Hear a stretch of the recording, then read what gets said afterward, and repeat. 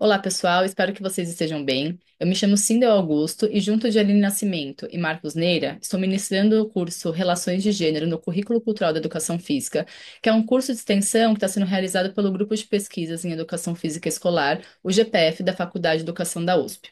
Essa é a videoaula de número 11, na qual nós vamos tratar, a partir do texto A Constituição de Corpos Guerreiros em um Currículo Escolar, de refletir sobre a construção desses corpos guerreiros, relacionar acontecimentos citados nos estudos de caso que vocês trouxeram com a base teórica do texto e compreender os estudos de gênero, sexualidade, feministas e queer como campos de inspiração para o currículo da educação física. Vale dizer que esse texto é um pouco mais complexo, porque ele demanda que a gente conheça alguns conceitos Foucaultianos para a gente conseguir ter maior amplitude de entendimento do que ele está trazendo. Então, por isso, nós vamos tratar de aspectos gerais aqui nessa videoaula e nós vamos aprofundar essa explanação na nossa aula síncrona. Então, a gente espera vocês na quarta-feira. Nós vamos iniciar com trechos de relatos docentes que vocês nos enviaram para tentar já elucidar aquilo que a gente vai trazer em termos teóricos que as autoras colocam nesse texto, né? Então, vocês colocaram aí que um exemplo marcante ocorre nas atividades práticas, onde frequentemente se observa uma diferença de desempenho entre meninos e meninas, geralmente atribuída à facilidade motora dos meninos, entre aspas. Essa percepção, infelizmente, é reforçada até mesmo por colegas docentes. É comum ver os meninos sendo escolhidos como líderes de equipe, enquanto as meninas ficam em segundo plano. Em torneios externos organizados pela escola, as equipes masculinas costumam receber mais apoio e visibilidade, o que contribui para a desvalorização do protagonismo feminino no esporte. E um segundo trecho de um outro relato diz que a exclusão das meninas da quadra me incomodava. Elas se afastavam, ficavam nos cantos, conversavam ou brincavam com a bola de vôlei, enquanto os meninos dominavam o espaço central. Alguns alunos que também não jogavam futsal passaram a se envolver mais em outras atividades, como tênis de mesa, damas, xadrez e jogos de cartas, que eu levava para diversificar as opções. Então, eu quero aqui salientar esses trechos que a gente destacou, né? Que é uma questão de desempenho físico, facilidade motora, que existe um nível de comparação entre esses gêneros que são colocados aqui nesse relato, né, que a gente está trabalhando no campo do binário, então essa comparação meninos e meninas, é, os professores e professoras colaborando, né, em alguns casos, com a produção desse cenário de ranqueamento desses sujeitos, onde alguns são escolhidos como líderes e sempre os escolhidos, né, são os meninos e as meninas ficam em segundo plano. Um espaço onde existe uma maior visibilidade e valorização dessa performance masculina, quando é ela que ganha mais notoriedade em um torneio, por exemplo, é, onde as meninas ocupam certos espaços da escola e os meninos outros, quem é que tem o direito de escolha ao espaço, qual espaço é o melhor que está sendo escolhido. Então, tudo isso são coisas que a gente destaca para a gente pensar os conceitos que vão ser elaborados ao longo da nossa videoaula. Então, as autoras tratam que os corpos guerreiros, eles são corpos que foram produzidos de maneiras diversas ao longo da história. E esses corpos, eles podem ser produzidos, né, de acordo com o que elas trazem, em situações de guerra, a partir de instituições militares e também de instituições escolares, com a valorização do desenvolvimento físico e moral, a partir de uma ideia de higienização da sociedade, da produção da ordem, né, então, uma ideia de um corpo saudável sendo produzido e um corpo saudável que obedece às regras que são colocadas a partir de uma ideia do que é correto de ser realizado em termos de comportamento, numa perspectiva social, né? E partindo da ideia de que o currículo é um território de disputas, o currículo é um lugar onde o saber, o poder e a construção da identidade são circulados, né? A gente tem o currículo da educação física, sendo ele, né, os currículos ginástica, esportivista e educação para a saúde, os que a gente destaca, como currículos que contribuíram historicamente no contexto do Brasil para a produção de um sujeito saudável. E aí a gente coloca aqui saudável entre aspas, porque a gente pode trazer a pergunta: o que é saudável dentro dessa perspectiva? Sobre quais corpos essa ideia de um sujeito saudável estamos falando? E aí as autoras, a partir desses 5 textos que elas selecionam como importantes, né, elas vão destacar dessas pesquisas que a força, a agressividade e a coragem são atributos que foram construindo historicamente aquilo que vai ser produzido como um corpo guerreiro, né? E esse corpo guerreiro geralmente, né, tem construído dessa forma, no sentido das características aí sinalizadas serem atribuídas àqueles que são vistos como meninos, né, que são produzidos socialmente como meninos, de forma muitas vezes a naturalizar essas posições de sujeito que na verdade são culturalmente e socialmente construídas, no caso, a do corpo guerreiro. E aí, isso a gente pode ver presente em outros trechos de relatos que vocês foram trazendo, né? Além daqueles primeiros que nós já citamos. Então, nesse caso aqui, que a pessoa, a professora fala, durante a tematização do futebol, com o terceiro ano do ensino fundamental da Rede Municipal de São Paulo, em uma das vivências que nós realizamos, os discentes denunciaram algumas falas. Ah, as meninas não sabem jogar. Ah, professor, por que que as meninas não ficam ali? Que seria outro espaço, né? E jogam vôlei. E aí, num outro relato que se diz que essa justificativa mais comum, os garotos não. Essa é a justificativa mais comum, e os garotos não verbalizam que as meninas não jogam bem, só que não as escolhem para os seus times, e sempre que conseguem, enfatizam que elas não sabem jogar, também num relato sobre o futebol.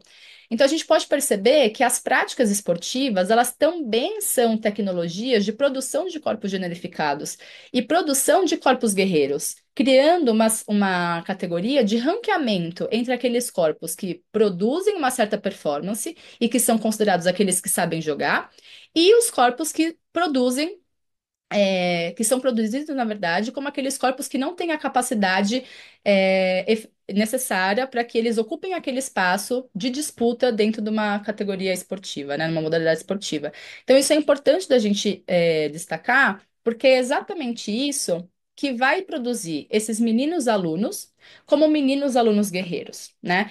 E como que isso se produz? As autoras elas vão destacando várias tecnologias de produção desses corpos generificados a partir de técnicas de governo, né? Então a gente tem as torcidas organizadas, por exemplo, né?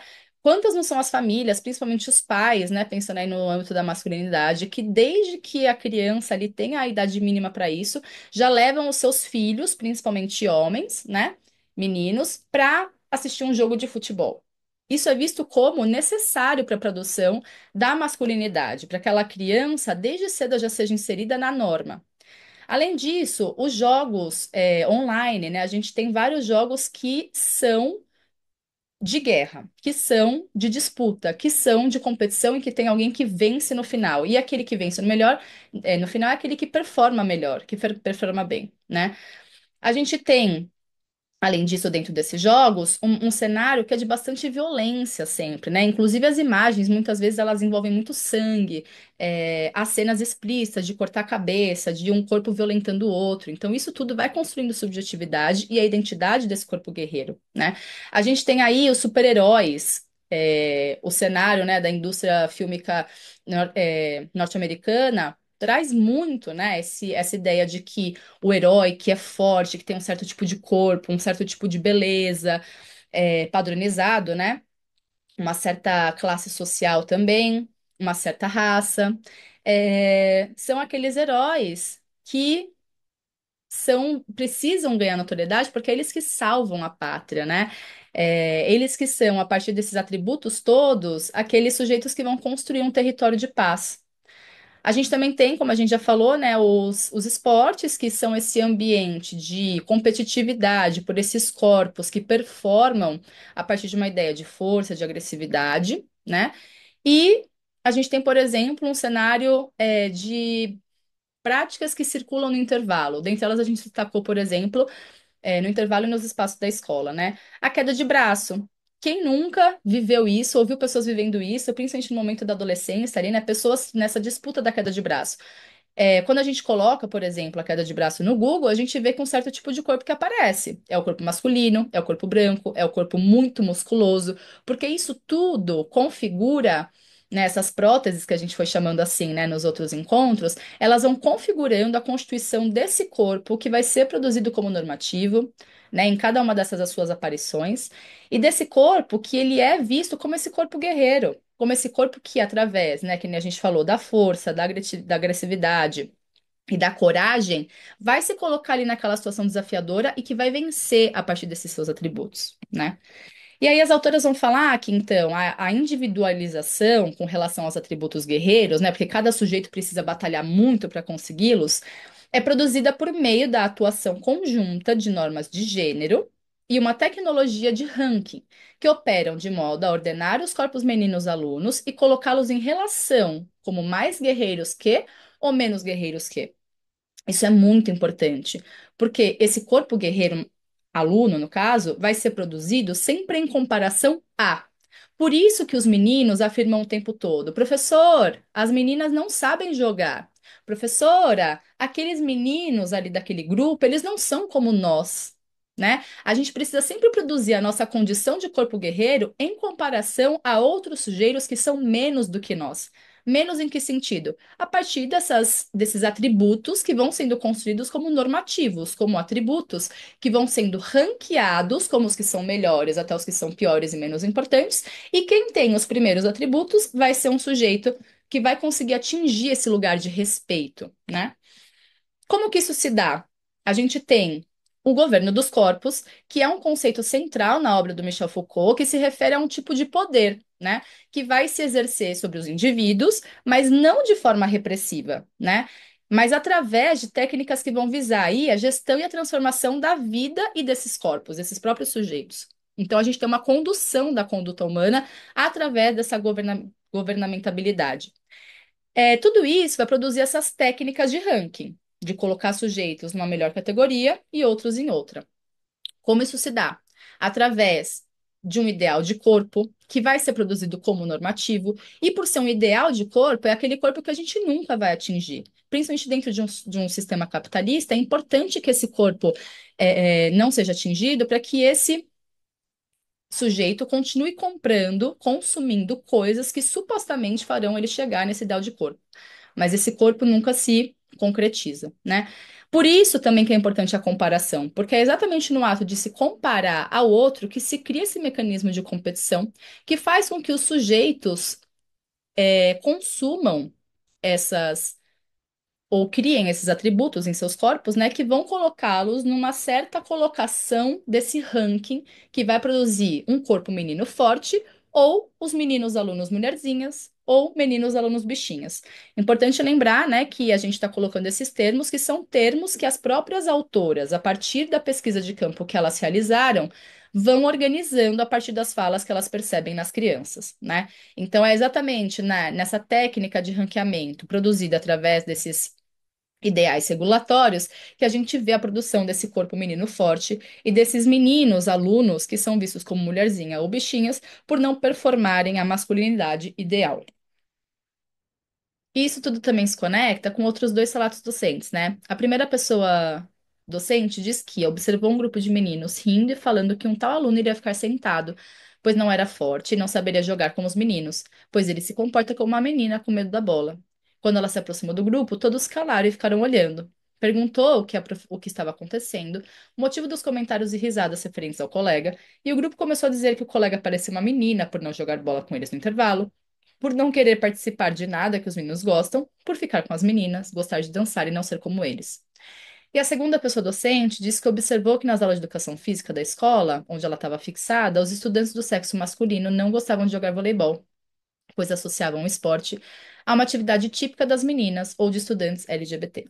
Então vejam só, né? Esses grupos de meninos que performam uma norma, né, que são constituídos aí como esse corpo guerreiro, eles se aliançam, né? Eles se aliançam para continuar comprovando e se retroalimentando como esses corpos corajosos, como esses corpos valentões, como esses corpos que colocam os outros meninos que não performam como eles numa certa condição de abjeção, né? Então, esse corpo que não atinge esse ideal regulatório, né, normativo, ele vai sendo colocado num espaço de que não merece cuidado, de que não merece acolhimento, de que merece sim ser produzido no lugar da violência, no lugar do menosprezo a essa não semelhança dele com a masculinidade normativa, né? E para minimizar ainda mais esse menino, colocam ele em comparação às meninas. Então ele parece com as meninas, ele gosta de ficar com as meninas, fazer coisas de meninas. Então isso é colocado, a feminilidade então é colocada na sociedade como algo menor, pensando nesse ranqueamento, né, de atributos que são vistos aí, produzidos socialmente como adequados ou não adequados.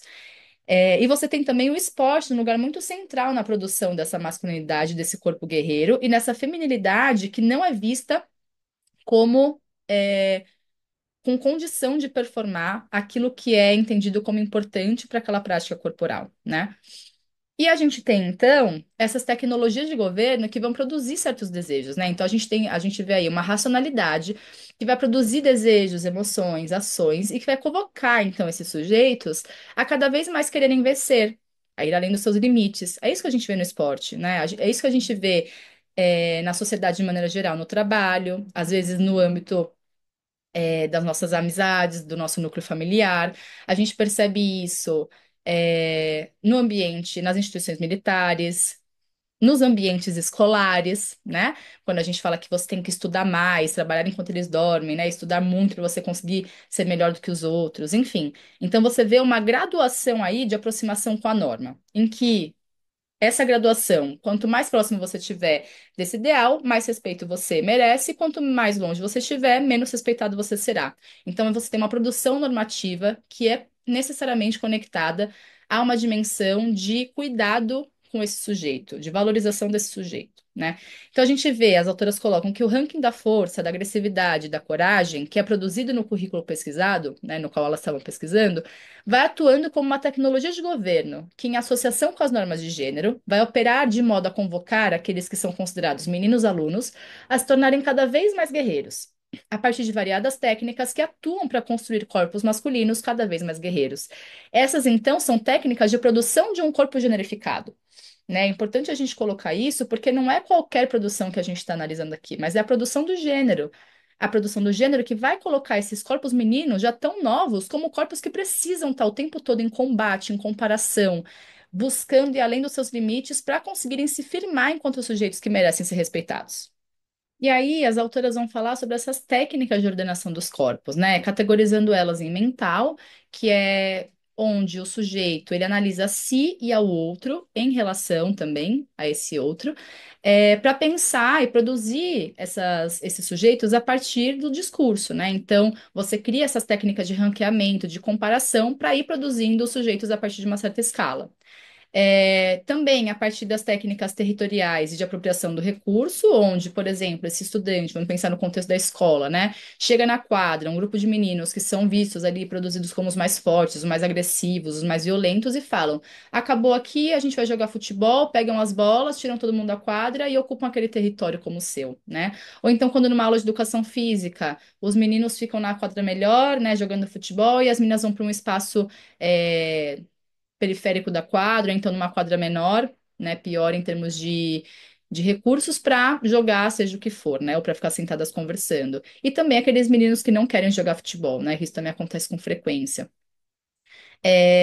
E além dessas técnicas, que também se relacionam com essas técnicas, a técnica esportiva, porque esse é um espaço, como a gente já disse, né, em que essas técnicas de ranqueamento acontecem com muita frequência, né, um espaço que essa produção de um corpo guerreiro generificado necessariamente, né, que vai ser, esses atributos vão ser atribuídos ao corpo menino, né, é onde esse espaço mais ganha notoriedade, né, onde essa produção generificada mais ganha notoriedade.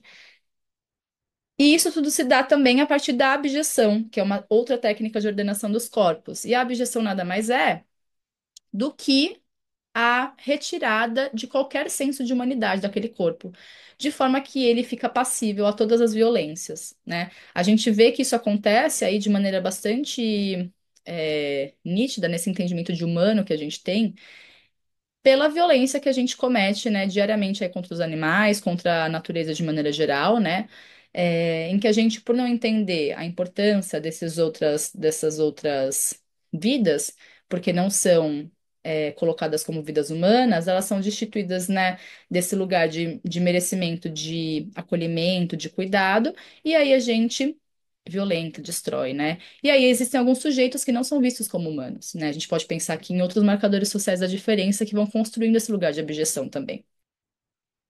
E aí as autoras também vão colocar o enaltecimento do guerreiro urbano, que, no entendimento delas, é aquele sujeito que se constitui enquanto o mais violento, o mais agressivo e que vai conseguir o que quer através dessa violência, principalmente no mundo do crime, né? E é um lugar que ele é muito visibilizado, principalmente dependendo da classe social que você faz parte, como um lugar, como um sujeito que merece ser enaltecido, né?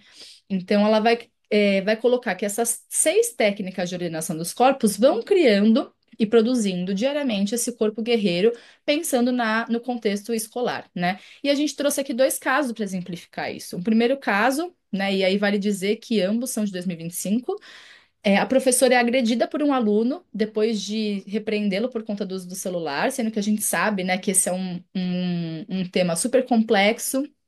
A gente sabe que existe uma lei agora que fala que os alunos não podem utilizar o celular nas aulas.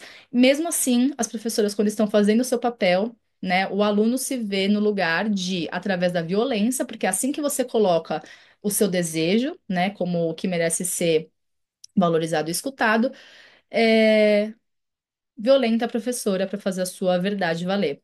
E um outro aluno que teve traumatismo craniano após uma briga, né, com outro estudante na escola e que recebeu alta, desculpa, dizendo que era uma tentativa de assassinato mesmo, né? E isso tudo ocorreu depois de o aluno, né, de ter ocorrido um conflito ali, em que eles estavam borrifando água uns dos outros, e aí a água pegou num outro grupo de estudantes que não estavam nessa brincadeira, começou a ter um conflito por conta disso, e aí os grupos começaram a se atacar fora da escola. Então, veja, esses estudantes são produzidos como corpos guerreiros, corpos que estão sempre em combate, que precisam se fazer valer, se fazer reconhecer, fazer suas vozes serem escutadas através da violência. Por isso que a gente vê tantos casos de violência assim relacionados à produção da masculinidade, porque é a forma desse sujeito se firmar no mundo, como um sujeito guerreiro. E aí as autoras vão falar, então, que esses corpos guerreiros são constituídos de modos mais sutis do que antigamente, né? Por meio de técnicas e estratégias de poder que são mais eficientes, porque elas mobilizam o desejo e produzem a sensação de maior autonomia. Dentro de um contexto capitalista, isso é fundamental. Você produz essa sensação, né, de uma falsa autonomia desse sujeito que supostamente está escolhendo a melhor forma de atuar sobre si, né? Então, competir, ultrapassar os próprios limites, enfrentar riscos, desafios e situações de mudança, né? Imprevisibilidade, ser um sujeito autônomo, ser empreendedor de si mesmo. Isso tudo são novas faces da produção de um corpo guerreiro a partir do contexto capitalista, né?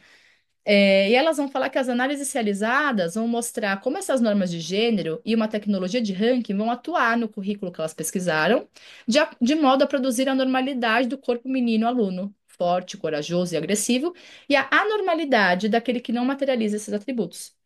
E aí, nos relatos que a gente trouxe, a gente pôde perceber isso com muita clareza. Esses sujeitos que o tempo todo são produzidos como objetos ao não performarem essa masculinidade que é tida como ideal. Elas vão continuar dizendo que atuam também para posicionar os corpos meninos alunos em uma ordem de habilidades guerreiras, que os estimula a se tornarem cada vez mais guerreiros. E essa produção normativa e ranqueadora desses corpos meninos alunos não é divulgada apenas por práticas curriculares anteriormente planejadas por profissionais da escola, mas também por variados discursos que circulam e se materializam em atos, movimentos, materiais, utilização de equipamentos e de espaço pelos alunos e alunas. Então vejam, né? Essas tecnologias de ranking, elas atuam em diversas esferas da vida dessa estudante, né? Esses corpos meninos vão sendo produzidos como corpos guerreiros a partir da repetição, da reiteração desses atos de violência, desses atos de comparação, de competição, né? E a gente tem que pensar como que a escola e o currículo têm ajudado na produção e na promoção de certos discursos, né? Para que a gente consiga também se implicar naquilo que tem acontecido e naquilo que tem sido produzido no âmbito das nossas escolas. É isso, espero que vocês tenham aproveitado a videoaula a partir da leitura do texto, né? É importante que vocês façam a leitura do texto, porque essa videoaula não substitui ele, e principalmente porque o curso está por finalizar, né? Então, cada vez mais a gente tem insistido de que essas leituras são importantes para a gente conseguir selar esse ciclo com o melhor engajamento possível, tá bem? Encontro vocês na quarta-feira, se cuidem e fiquem bem. Até lá!